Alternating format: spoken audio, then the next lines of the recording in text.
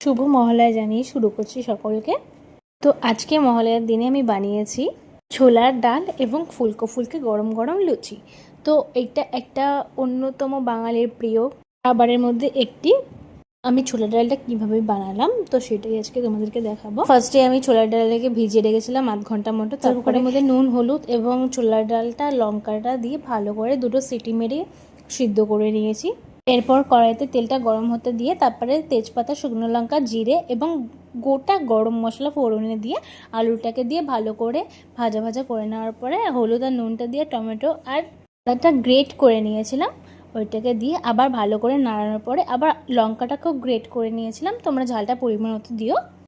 তারপরে গুঁড়ো মশলাগুলোকে দিয়ে একটু জল দিয়ে ভালো করে কষিয়ে নিতে হবে। তারপর মশলা থেকে তেলটা ছেড়ে দিলে চিনি দিয়ে দিতে হবে। যেরকম তোমরা মিষ্টি খাবে সেই অনুযায়ী চিনিটা দেবে। ছোলার ডাল যেহেতু একটু মিষ্টি মিষ্টি হয় তাই আমি একটু মিষ্টি পরিমাণটা বেশি দিয়েছি। ভালো করে ফুটিয়ে নিয়ে নামিয়ে নিলেই তৈরি তোমাদের ছোলার ডাল এবং লুচি। টাটা।